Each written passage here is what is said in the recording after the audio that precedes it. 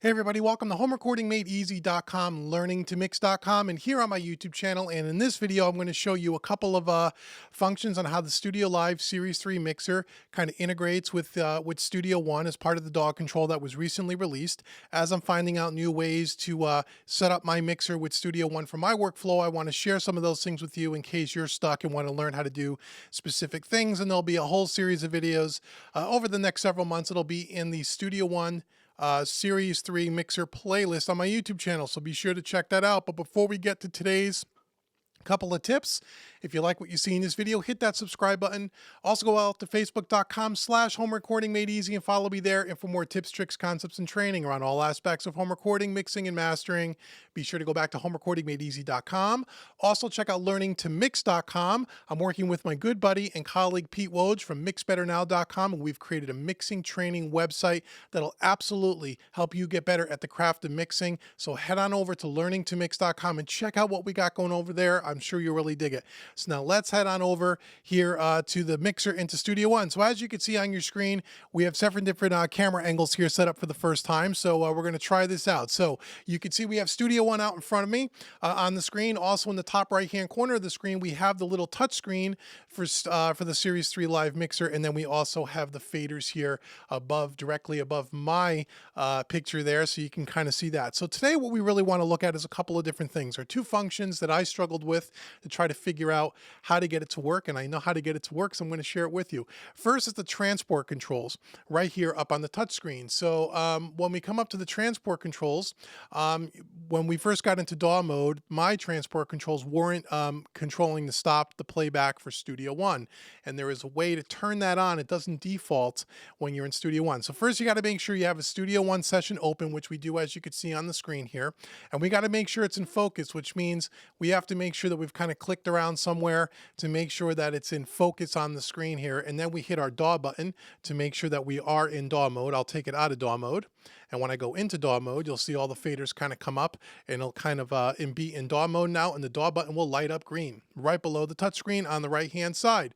So now to get the transport controls to work, the very first thing you want to do is you want to click the home button here. And we want to come back to the home screen. Hopefully you can see that on the top right hand corner there of the touch screen. We want to come over to systems.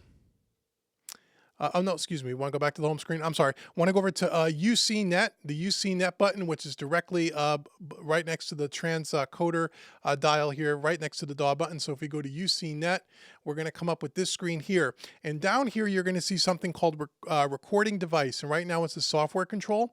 When it is first turned on, it is defaulted to the SD card. And when it's on the SD card, your transport control buttons underneath the touchscreen will not work. Okay, so if I go to hit play now in Studio One, you can see nothing plays in Studio One. I'm hitting the buttons, nothing's playing. If I come over here and I go to software control, okay, now I hit play. And there we go. And then we can hit stop and the transport controls work. So that's how you turn on your transport controls. Go to your UCNet button right next to the DAW button. Make sure you're in DAW mode first, and then come over to recording device. Make sure you are on software control, and that will turn on and off or make your transport controls enabled.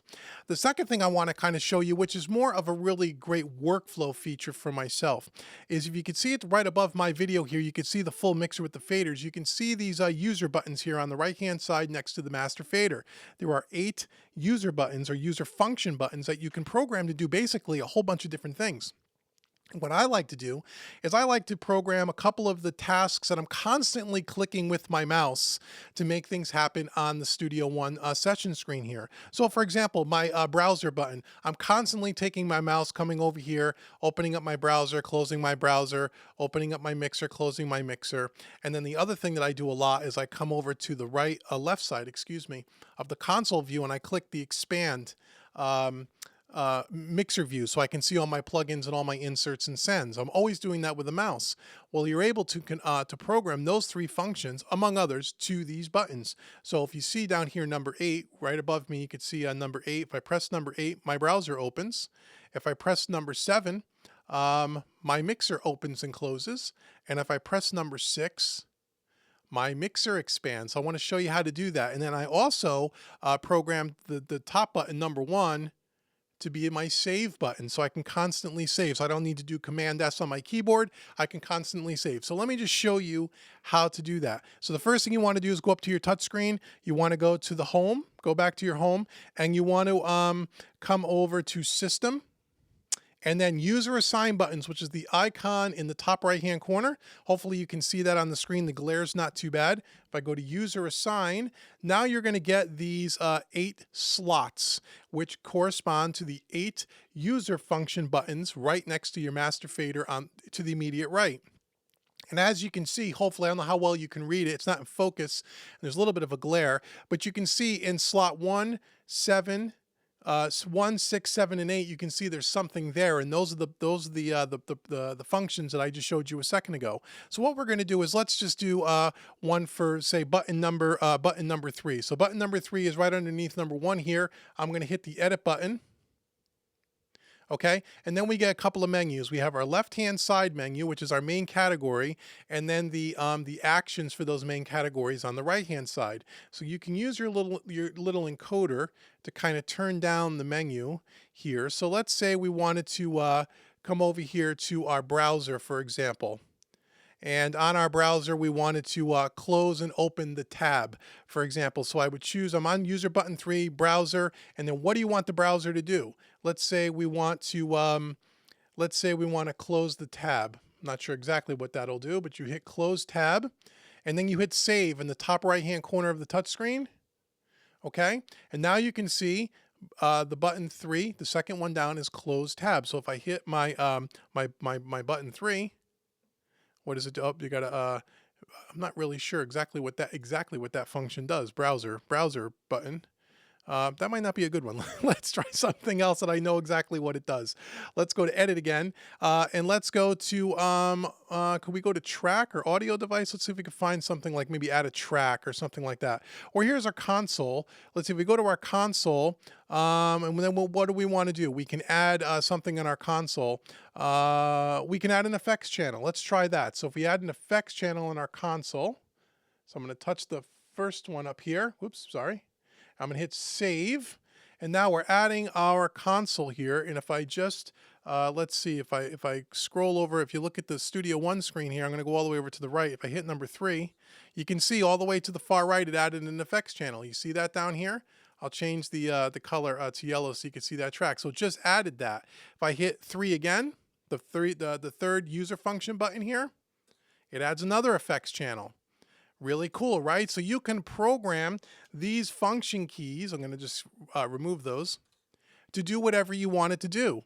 Okay, so again, you just go to your home button, go to your system, go to your user assign buttons, and then we're on button 3. Again, you can make that do anything. So if you're always adding effects channels or bus channels or VCAs, you could program it to do that. You could program it to do saves or undos or export songs. Really anything you could program a macro for, you can use here. So you just scroll through, check out what you want to do, and then you could go ahead and you can program your 8 buttons, which is really, really cool. So those are the 2 things I wanted to show you today: how to get the transport controls working, how to assign functions to the user function buttons to make your workflow a little bit easier so you're not so much on the mouse or on your tracker ball. You can kind of do everything right from the console. So I hope you found this video helpful. Again, go out to learningtomix.com and homerecordingmadeeasy.com and check regularly, because as I get more into the StudioLive Series 3 DAW control and how I'm using it in my own personal workflow, I want to share those tips and tricks with you as well. So give me a thumbs up, like, share, subscribe, and I will see you in the next video. Take care.